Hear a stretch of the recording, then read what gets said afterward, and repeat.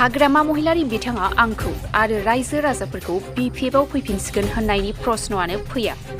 आंनि खोथाखौथ' बाद हो थांफिननाया आं आरो जों जेसेबां हाजार हाजार बिपिएफनिफ्राय इउपिपिएलआव फैदों रायजो राजा कर्मि दैदेनगिरि जोंथ' थांफिननायनि प्रश्नआनो फैया।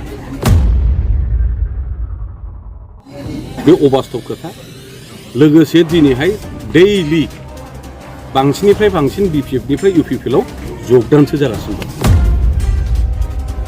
चिरां जिल्लानि सिङाव थानाय 14 नं निसिमा ओनसोलनि आइसारा जालां बाजारनि नब्लाङाव इउपिपिएल दोलोनि मोनसे आखाइ गोरोबनायजों लोगोसे इलेक्सन केम्पेइन हाबाफारियाव बाहागो लाफैनानै इउपिपिएल दोलोनि देरहासार जागोननि बाथ्राफोर फोरमायलाङो बारग' मन्त्रि चन्दन ब्रह्मआ।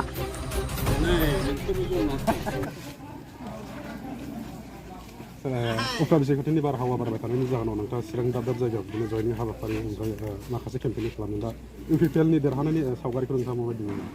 इउपिपिएल दला जोंनिया मित्रजोट माने एलायन्स बेखौथ' बयबो मिथिखाबाय आरो जेसेबां नुदों दा माने थांनाय एमपि इलेक्सननिख्रुइ जोंनि इउपिपिएलनि भटआ मानव गेदेर निर्मल कुमार ब्रह्मआ बांसिन एबाराव मार्जिन लाभ खालामदों।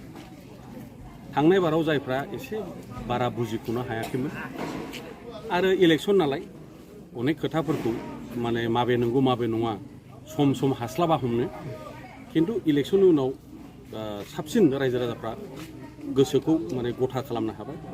खारन थांनाय बाराव देरहागोन जेनगोन देरहागोन जेनगोन बिदि मोनसे भाब दंमोन।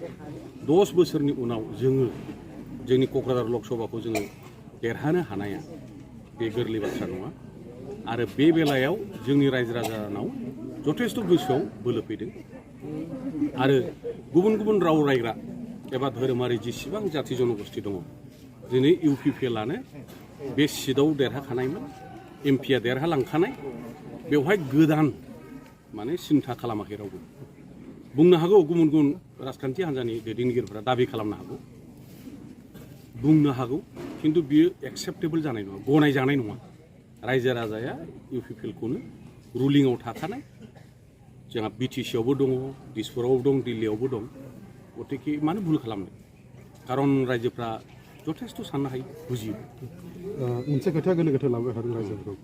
मालाबा हाग्रामाया बुंदों 80,000 भट लानानै देरहागोन, इउपिपिएलआ बुंदों 70,000 लानानै देरहागोन, कंग्रेसआ बुंदों 70,000 लानानै देरहागोन। नाथाय बियो माबायदि जाथावथाव साननि बेलायाव?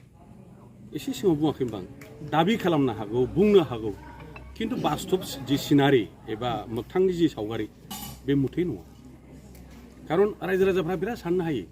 जों सानो जों बुंदों रायजोफ्रा गनायबाय, बुंग्रानिख्रुइ खोनासंग्राया बांसिन सानो।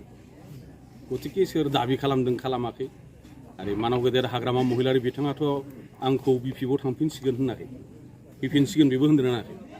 बेवहाय माबा बास्तबता दं नामा नोंसोर दिनै नुबाय? आंनि खोथाखौथ' बाद हो थांफिननाया आं आरो जों जेसेबां हाजार हाजार बिपिएफनिफ्राय इउपिपिएलआव फैदों रायजो राजा कर्मि दैदेनगिरि जोंथ' थांफिननायनि प्रश्नआनो फैया। बे अबास्तब खोथा। लोगोसे दिनैहाय दैलि बांसिननिफ्राय बांसिन बिपिएफनिफ्राय इउपिपिएलआव जगदानसो जागासिनो दं।